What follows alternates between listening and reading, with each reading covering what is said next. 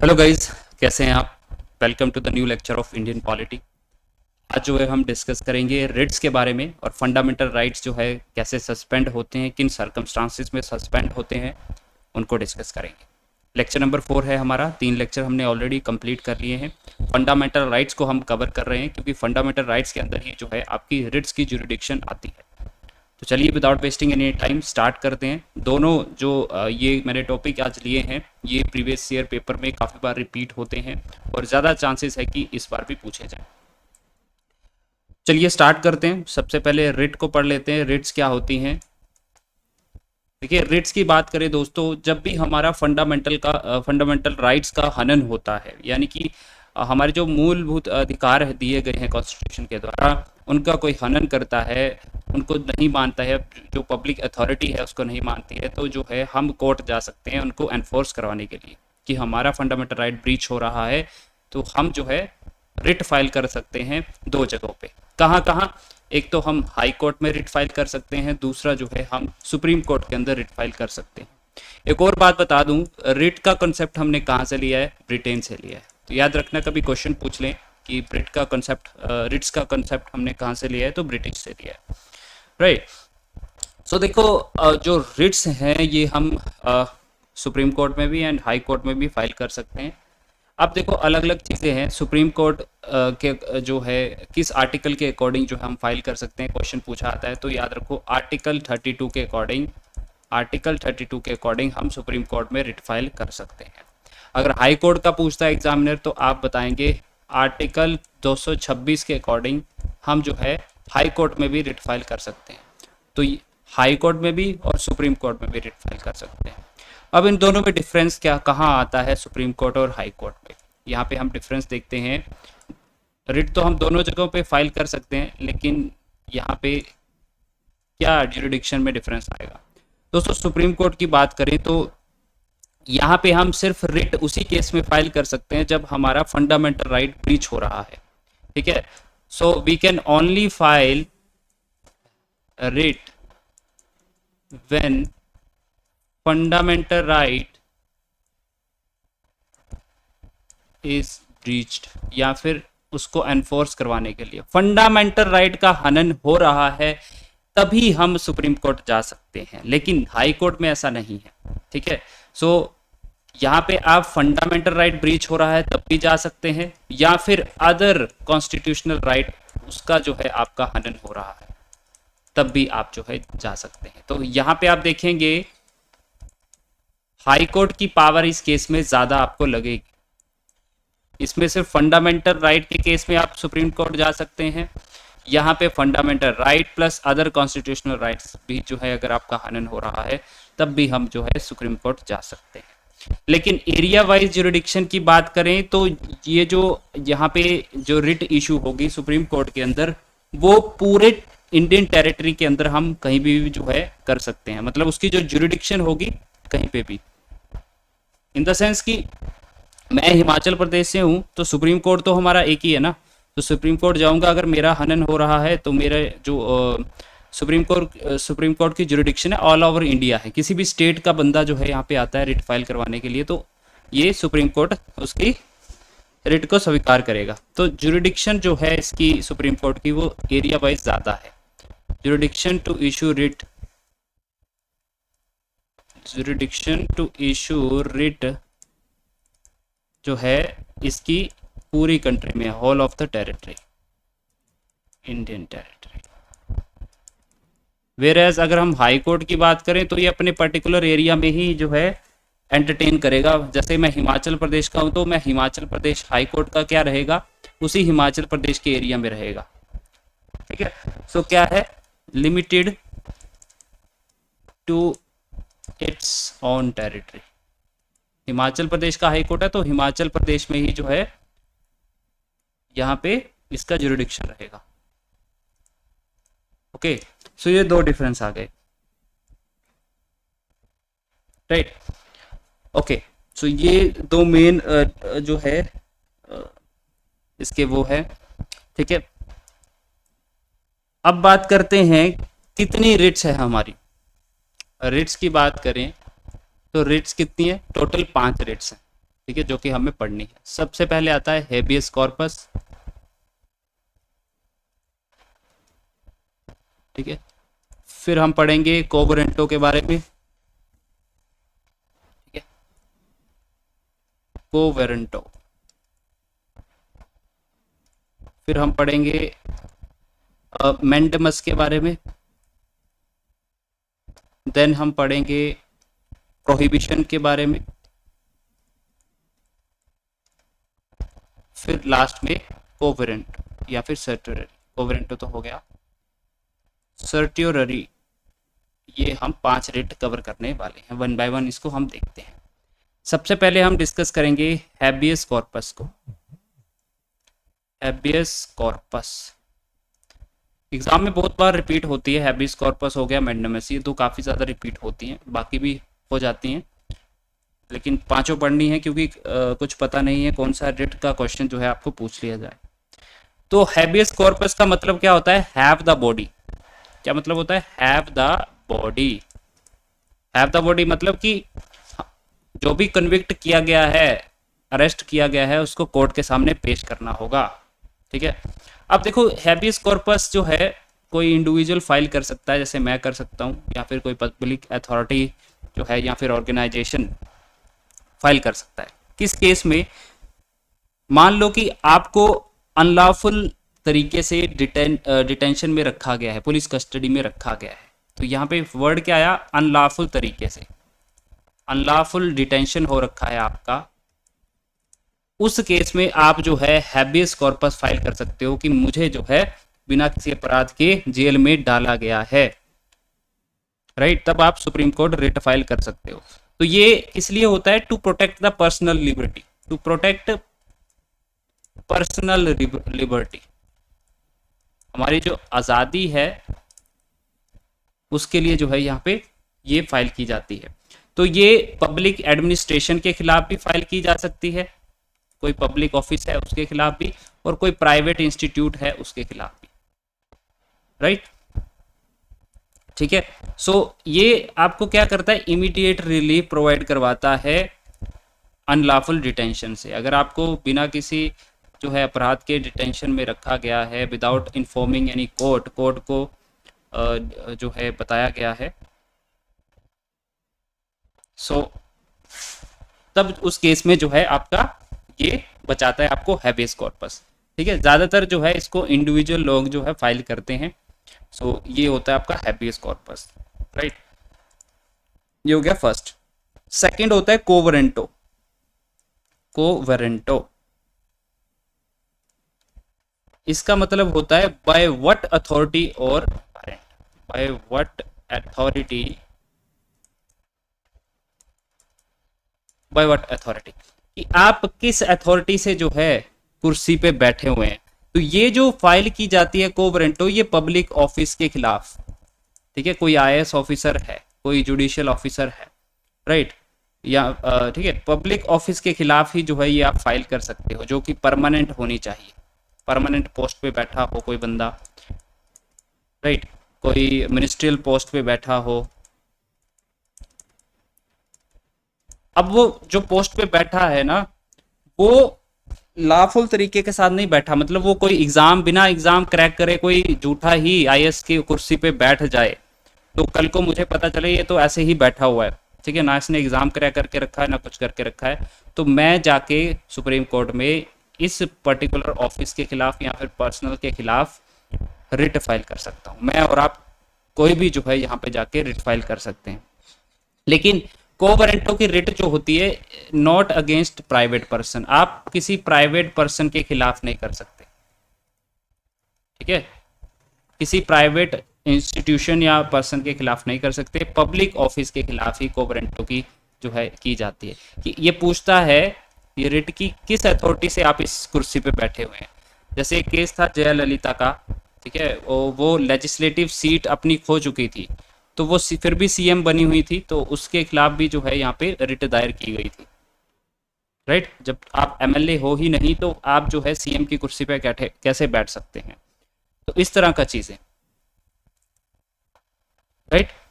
सो ये इंश्योर करवाता है कि जो पर्सन कुर्सी पे बैठा हुआ है वो क्वालिफाई है उस कुर्सी को होल्ड करने के लिए। तो ये चीजें जो है कोवरेंटो के थ्रू आती हैं, राइट। लेकिन देखेंगे आप कोवरेंटो के केस में आपका फंडामेंटल राइट जो है ना, फंडामेंटल राइट इन्फ्रिंज नहीं हुआ, यानी ब्रीच नहीं हुआ। तो फंडामेंटल राइट ब्रीच नहीं हो रहा है, लेकिन इस केस में हो रहा था।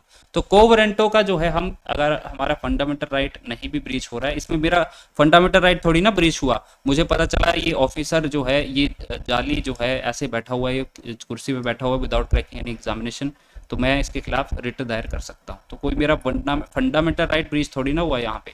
तो ये कोवरेंटो की जो चीज़ है, ये हम विदाउट एनी फंडामेंटल राइट अगर ब्रीच नहीं भी होता है तब भी हम किसी के खिलाफ रिट दायर कर सकते हैं, अगर वो किसी जो है ऐसे अनलॉफुल तरीके से ऑफिस को ग्रहण करके बैठा हुआ है।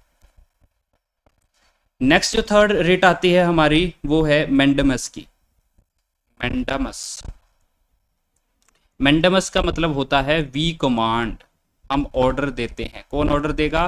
कोर्ट ऑर्डर देगी, ठीक है, ये हमारा ऑर्डर है, राइट। तो कोर्ट जो है कमांड देता है किसके अगेंस्ट? पब्लिक अथॉरिटी, या फिर कोई ऑफिसर है, या फिर कोई जो लोअर कोर्ट है, इंफीरियर कोर्ट्स हैं, उसके खिलाफ। क्यों देता है? कि ये बोलता है कि भाई साहब आप अपना काम जो है ढंग से करिए, जो आपको करना है, जो आपको करना चाहिए। अगर कोई ऑफिसर, जैसे मान लो ऑफिसर है कोई, आप कल को जीओआईटी बन जाते हैं या फिर क्लर्क बन जाते हैं, आपके पास कोई काम करवाने आएगा, ठीक है। सो आप उसको लटकाए बैठे हैं काफ़ी दिन से, तो वो दूसरा पर्सन जो है ये परेशान होगा। ये कहाँ जाएगा? ये चले जाएगा हिमाचल प्रदेश हाई कोर्ट के अंदर, बोलेगा सर ये लोग जो है मेरा काम नहीं कर रहे हैं। तो याद रखो ये कोई पब्लिक अथॉरिटी के खिलाफ भी कर सकते हैं, यानी कोई बिजली बोर्ड है तो उसके खिलाफ चला जाएगा ये पर्सन, ठीक है। और आप देखेंगे एचपीपीएससी के खिलाफ भी काफ़ी लोग जो है रिट दायर करते हैं स्टाफ सिलेक्शन कमीशन के लिए। सो ये पब्लिक अथॉरिटी के खिलाफ भी है, और कोई इंडिविजुअल ऑफिसर आपका काम नहीं कर रहा है, यहाँ पे जैसे मैंने यहाँ पे एग्जांपल लिया, कल को जीओआईटी क्लर्क बन जाते हैं, आप किसी का काम नहीं कर रहे हैं, तो ये पर्सन कल को आपके खिलाफ रिट दायर कर सकता है। सो यहाँ पे क्या करता है, कोर्ट जो है कमांड देता है कि जो पर्सन है जो कि पब्लिक ऑफिस में बैठा हुआ है, या फिर कोई पब्लिक अथॉरिटी है, या फिर कोई इंफीरियर कोर्ट है। इंफीरियर कोर्ट्स मतलब जो इसके लोअर जो कोर्ट्स रहती हैं, जुडिशियल जो बॉडीज रहती हैं, राइट। तो उनको क्या करेगा? उनको कंपेल करेगा काम करने के लिए, compel to do his work, जो उनको करना चाहिए, ठीक है, विच इज देयर ड्यूटी, जो उनकी ड्यूटी है काम करने के लिए। अगर वो काम नहीं कर रही है पब्लिक ऑफिसर या फिर अथॉरिटी या फिर इंफीरियर कोर्ट, तो उनको कमांड देंगे कि जल्दी से जल्दी आप ये काम जो है कंप्लीट करिए। तो ये वी कमांड होता है मैंडमस, ठीक है। सो लेकिन मैंडमस जो चीज़ है ना, ये वाली रिट आप ना तो प्रेसिडेंट के खिलाफ कर सकते हो, आप उनको नहीं बोल सकते कि आप अपना काम करिए या ये करिए ज़बरदस्ती, ना ही आप गवर्नर के खिलाफ कर सकते हैं, ठीक है। ये दो एक्सेप्शंस हैं। ना ही आप जो है यहाँ पे प्राइवेट इंस्टीट्यूशन के खिलाफ, प्राइवेट इंस्टीट्यूशन के खिलाफ भी नहीं कर सकते, ठीक है। तो ये प्राइवेट इंस्टीट्यूशन के नहीं होती, ये सिर्फ पब्लिक अथॉरिटी के खिलाफ ही जो है आप यहाँ पे इशू कर सकते हो, ओके।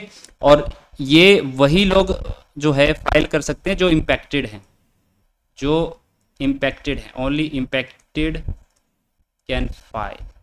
पिछले केस में हमने कोवरेंटो के केस में देखा कि हमारा कोई मतलब नहीं था, हमारा फंडामेंटल राइट ब्रीच नहीं हो रहा था, लेकिन हम जानते थे कि वो आईएएस ऑफिसर जो है वो ऐसे ही कुर्सी पे बैठा हुआ है विदाउट क्रैकिंग एन एग्जामिनेशन, तो हम जो है सुप्रीम कोर्ट चले गए, रिट फाइल कर दी। लेकिन मैंडमस में अगर आपको कोई हानि है, आपको कोई प्रॉब्लम है, तभी जो है आप कर सकते हैं, किसी दूसरे के लिए जो है आप मैंडमस फाइल नहीं कर सकते, समझे बात को। तो इस तरह से फोर्थ नंबर पे आपका आता है प्रोहिबिशन।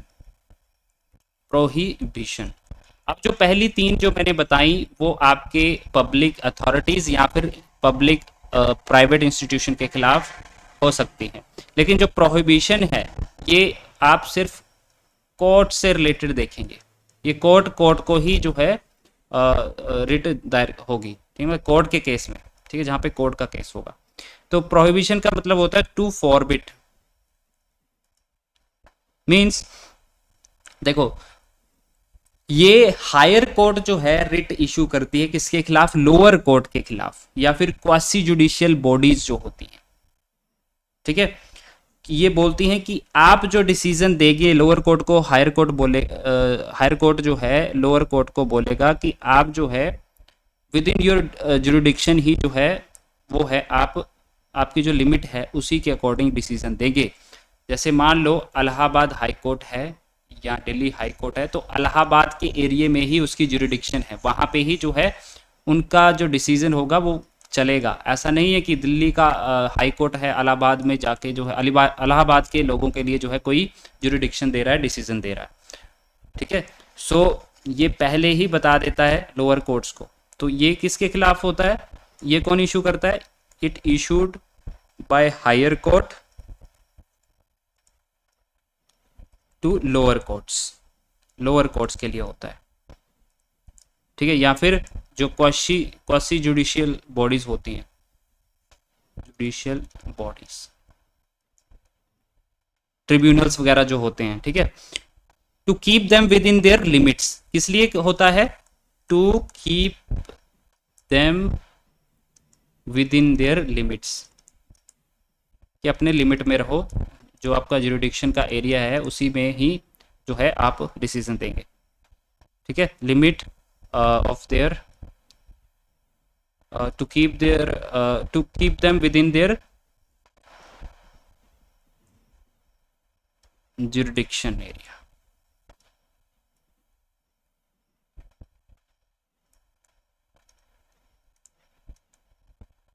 ठीक है। तो ये प्रोहिबिशन होता है आपका। और प्रोहिबिशन और मैंडेमस में क्या फर्क है, प्रोहिबिशन जो है सिर्फ कोर्ट्स के लिए होता है, और जो मैंडेमस है ये पब्लिक अथॉरिटी के लिए भी होता है, और कोर्ट्स के लिए भी जो है ये मैंडेमस लाई जा सकती है, रिट। लास्ट जो है हमारी सर्टियोररी, सर्टियोररी रिट, इसका मतलब होता है to be certified, to be certified. ये भी कोर्ट के लिए, कोर्ट से रिलेटेड है, हायर कोर्ट लोअर कोर्ट को देगा, दोनों रिटें जो है ये कोर्ट से रिलेटेड हैं। तो ये किस लिए होती है, to quash order of lower court, कोई लोअर कोर्ट ने ऑर्डर दे दिया है जो कि उसकी जुरिडिक्शन में नहीं है, ठीक है, उसकी जुरिडिक्शन के बाहर था, या फिर उसने ज़्यादा पावर का इस्तेमाल कर लिया, जितनी उसके पास पावर थी हाई कोर्ट की उससे ज़्यादा पावर यूज़ करके जो है उसने कोई फैसला दे दिया है, तो उस फैसले को नल एंड वॉइड करार देने के लिए सर्टियोररी की रिट फाइल होती है। तो प्रोहिबिशन और सर्टियोररी में अंतर पता चल गया। ये क्या करती है, to quash order of lower court. यहाँ पे क्या है, लोअर कोर्ट ने फैसला सुना दिया है, उसको नल एंड वॉइड करेगा, यहाँ पे अभी फैसला नहीं सुनाया है, ठीक है, यहाँ पे सिर्फ बोला है कि आप जो है अपनी जुरिडिक्शन में फैसला देंगे, ये पहले ही बोल दिया गया है, किसी फैसला देने से पहले ही प्रोहिबिट कर दिया, प्रिवेंट कर दिया, बोलते हैं ना prevention is better than cure, है ना। सो पहले ही बोल दिया। तो यहाँ पे क्या है, लोअर कोर्ट ने कोई फैसला दिया जो कि उसकी जुरिडिक्शन पावर से ज़्यादा था, तो वो जो है यहाँ पे हाई कोर्ट क्या करेगा, जो हायर कोर्ट होगा या फिर सुप्रीम कोर्ट होगा, जो भी हायर कोर्ट बोलने का मतलब मेरा ये है कि जो ट्रिब्यूनल होते हैं वो छोटे लेवल पे होते हैं, क्वासी जुडिशियल बॉडी होती है वो छोटे लेवल पे होती है, और हाई लेवल पे कौन सी होगी, जैसे हाई कोर्ट है, सुप्रीम कोर्ट है, समझे, राइट। सो किस केस में होगा, if lower court given decision in excess of its jurisdiction,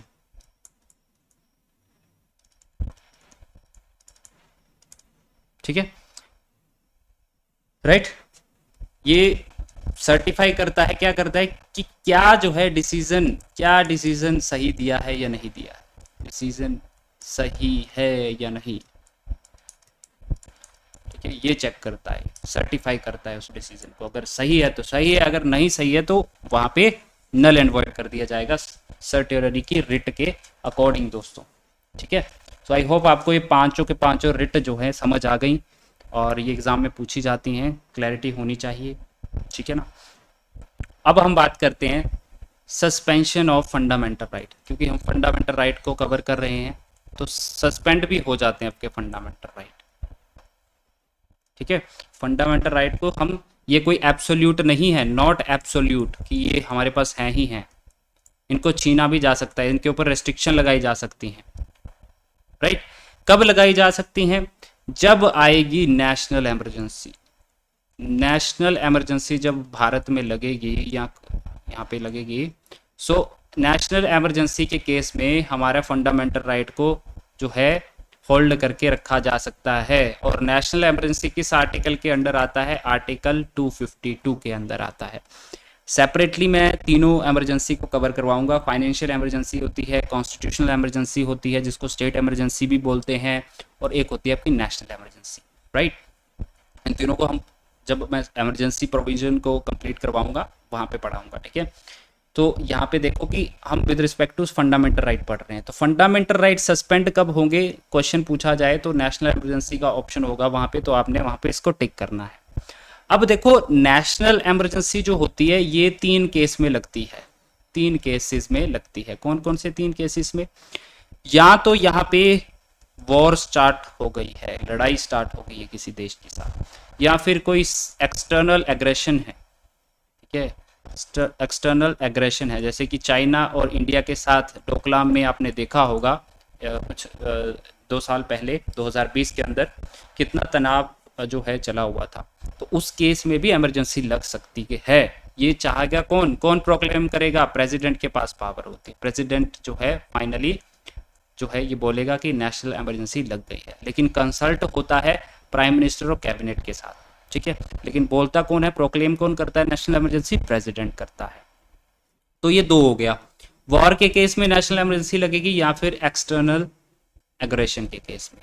तीसरा होता है आर्म्ड रिबेलियन, या फिर देश के अंदर ही कोई तगड़ा रिबेलियन हो जाता है, जैसे 800 जो है 1800 ये 1857 की जो क्रांति थी। ठीक है, सो उस केस में जो आर्म्ड रिबेलियन हो गया था, उस तरह का रिबेलियन अगर हो जाता है तो जो है हमारी नेशनल इमरजेंसी के अकॉर्डिंग फंडामेंटल राइट सस्पेंड हो जाते हैं। देखो कौन सा फंडामेंटल राइट है जो कि नेशनल इमरजेंसी अगर वॉर के केस में लगे या फिर एक्सटर्नल एग्रेशन के केस में लगे ऑटोमेटिकली सस्पेंड होता है? तो याद रखो आर्टिकल 19 जो है, आर्टिकल 19 ऑटोमेटिकली सस्पेंड हो जाता है, यानी कि घूमने फिरने की आज़ादी सब गई आपकी। इसमें 19 में हमने पढ़ा था ना, right to speech and expression, right to move freely throughout the territory of India, आप यूनियन फॉर्म कर सकते हो, आप कोई भी प्रोफेशन फॉलो कर सकते हो, ये सारे राइट जो है ऑटोमेटिकली सस्पेंड हो जाते हैं दोस्तों। किस केस में? जब नेशनल इमरजेंसी वॉर और एक्सटर्नल केस में लगती है। आर्म्ड रिबेलियन के केस में ऐसा नहीं होगा, ये ऑटोमेटिकली सस्पेंड नहीं होगा। ठीक है, ऑटोमेटिकली जो सस्पेंड होता है आर्टिकल 19 वो वार और एक्सटर्नल एग्रेशन के केस में होता है। ठीक है, फिर इसके बाद 44th कॉन्स्टिट्यूशनल अमेंडमेंट एक्ट आया था 1978 के अंदर। ये जो कॉन्स्टिट्यूशनल अमेंडमेंट एक्ट था, इसमें कॉन्स्टिट्यूशन में काफ़ी सारे चेंजेस आए थे, ये हम पहले भी पढ़ चुके हैं। और इसमें क्या बोला गया कि आर्टिकल 20 जो है आपका और 21, इसको आप नेशनल इमरजेंसी के केस में भी जो है सस्पेंड नहीं कर सकते, कैन नॉट सस्पेंड। ठीक है, याद रख लो, ये मैंने बार बार बोला है कि ये 2 आर्टिकल ऐसे हैं जो कि किसी भी केस में सस्पेंड नहीं होते हैं, बाकी सारे सस्पेंड हो सकते हैं। ठीक है, सो ये भी हमने देखा था। राइट, अब आर्टिकल एक 359 है, उसके अकॉर्डिंग जो है प्रेसिडेंट एम्पावर रहता है, प्रेसिडेंट के पास पावर रहती है कि वो जो है सभी फंडामेंटल राइट को, ठीक है ना, नेशनल इमरजेंसी के थ्रू सस्पेंड कर दे, ये आर्टिकल 359 के अकॉर्डिंग। अब क्वेश्चन ये आता है दोस्तों कि फंडामेंटल राइट को अमेंड किया जा सकता है कि नहीं किया जा सकता, ये भी प्रश्न पूछा जाता है एग्जाम में। तो फंडामेंटल राइट्स जो होते हैं दैट कैन बी अमेंडेड, याद रखना, कैन बी अमेंडेड, उनको अमेंड किया जा सकता है, लेकिन without disturbing the basic structure, without disturbing basic structure of constitution. अब बेसिक स्ट्रक्चर का कंसेप्ट कौन से केस के थ्रू आया था? मैंने आपको बताया था केशव नंदा भारती केस 1973 के अकॉर्डिंग। ठीक है, तो जो बेसिक स्ट्रक्चर का कॉन्सेप्ट है वो केशवानंदा भारती केस 1973 के अकॉर्डिंग आया था। तो फंडामेंटल राइट को आप अमेंड कर सकते हो, लेकिन without disturbing the basic structure of the constitution. समझे? सो ये था आज का दोस्तों topic, suspension of fundamental rights, और इट कैन बी अमेंडेड और not, and we have discuss about the 5 writs in the Indian Constitution which can be issued by the High Court as well as by the Supreme Court. By the High Court it can be issued by the Article 226, and for the Supreme Court it can be issued by the Article 332. Okay, so there are limitation on the both side. You can see here supreme court के case में क्या था, only writ जो है वो file की जाएगी, वो फंडामेंटल राइट जो है के केस में की जाएगी सुप्रीम कोर्ट के अंदर, लेकिन हाई कोर्ट में कोई अदर कॉन्स्टिट्यूशनल राइट जो है आपका ब्रीच हो रहा है उसी केस में भी हो सकता है। ठीक है, तो सुप्रीम कोर्ट का जो एरिया है वो पूरी कंट्री तक फैला हुआ है जुरिडिक्शन का, और यहाँ पे सिर्फ लिमिटेड टू ऑन जो है टेरिटरी। ठीक है, तो ये रिट से रिलेटेड क्वेश्चन है, याद रखना। इससे बाहर रिट से क्वेश्चन कोई भी नहीं आएगा, और सस्पेंशन से रिलेटेड भी कोई फंडामेंटल राइट से रिलेटेड क्वेश्चन नहीं पूछा जाएगा। ठीक है, सो याद रखना हमारा पार्ट 3 है, उसके अंदर आते हैं फंडामेंटल राइट, और आर्टिकल 12 से लेके 35 के बीच में है। राइट, नेक्स्ट जो है हमारा पार्ट 4 है directive principles of state policy के बारे में डिस्कस करेंगे। तो अगले लेक्चर में, उससे अगला लेक्चर होगा फंडामेंटल ड्यूटीज़ का, फिर हम प्रेसिडेंट पे चलेंगे, प्राइम मिनिस्टर पे चलेंगे, हाई कोर्ट सुप्रीम कोर्ट जजेस पे चलेंगे। ठीक है, राज्यसभा लोकसभा पे चलेंगे। ये हमारे टॉपिक है जहाँ से आपको क्वेश्चन पूछा जाएगा, फिर हमारा पॉलिटी का सेक्शन खत्म हो जाएगा। ठीक है, मिलते हैं नेक्स्ट लेक्चर में, बाय बाय।